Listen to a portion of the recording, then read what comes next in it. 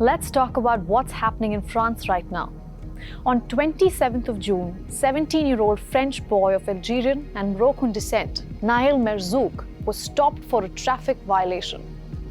After a verbal altercation and Nail trying to flee the scene, the police officer shot at him point blank. What happened after was unexpected, something Nail's family or even Emmanuel Macron did not see coming.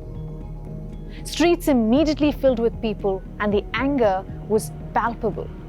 Buildings were on fire, cars were torched, and high-end shops were looted.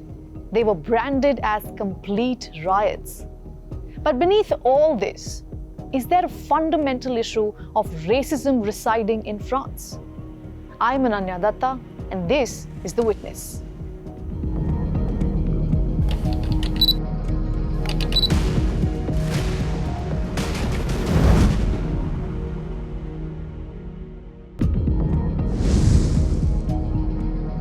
I am Assad Traoré, and this is my story. Now, before we delve into what unfolded in France, let's first look at Assa's story. She is the sister of Adama Traoré, who was shot dead by the French police in 2016. And that forced Assa onto a long journey of justice, 7 years and counting. Ça fait 7 ans que je me bats contre les institutions. Adama was killed on July 19, 2016, and he was killed on his birthday by the police. And for 7 years now, she's been fighting against the police and the justice system that's been denying her rights to justice. Adama, when this happened to him, when this was done to him, there was no camera to film this. There was no film, nothing recording what happened to him. Nail's death put like images and films on a reality that exists and that usually people are not used to see. It's as if the murder and the death doesn't matter. You know, it takes a video to make it matter. Nail's death brought everything to the fore, the emotions and the issues. After all, it was the 13th killing of such kind this year alone in France, and most of the dead have been either Black or Arab origin. When Nail's mother called for a peaceful march in Nanterre, thousands took to the streets. In the days that followed, the protests spread to the north, central, and southwest regions. But the killing brought more fury than mourning. Rioters drove a car and threw rockets at the mayor's home. Over 3,000 people were arrested nationwide, and at least 800 security officers were injured. Rising to protest is legit. It's not a riot. It's not like illegitimate violence. It's not fair to compare Nail's murder and those looting and those riots, because they're not the same kind of violence. On one hand, you have a kid who was shot, and on the other hand, you have a youth that's desperate, that is not burning some buildings and public elements that belong to them. They do not believe that what they're burning actually belong to them. What they feel like is that everything that's around them is belongs to someone else, that they do not deserve to be taken care of and to be offered the best that France has to offer. The violence was primarily attributed to young individuals, including minors and migrants from Black and Arab communities. And this is where a pattern emerges. You see, data suggests that non-white young men are 20 times more likely to be stopped for checks. The French government has repeatedly denied all allegations of police violence and racism. And part of this denial comes from the past.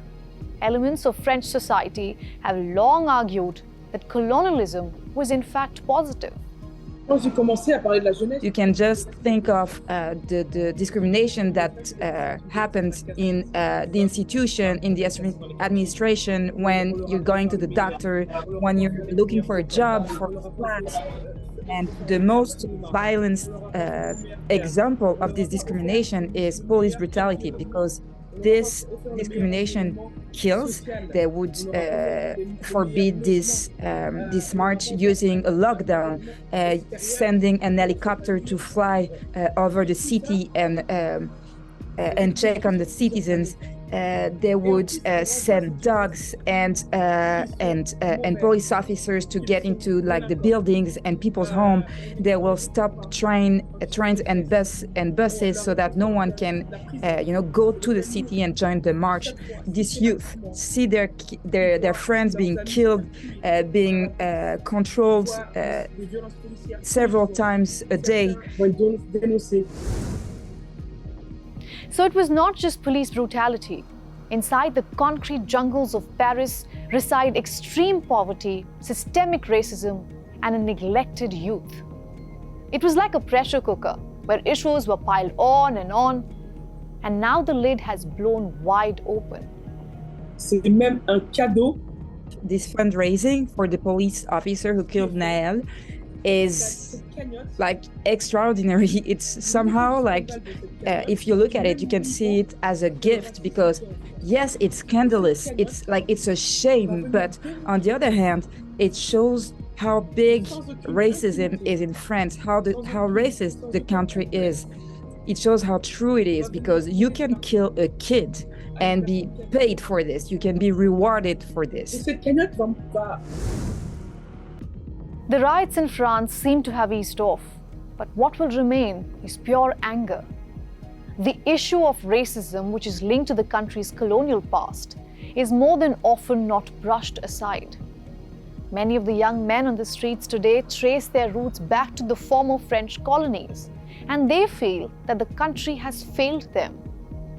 The France of 2023 lives by the ideologies of liberty, equality, and fraternity.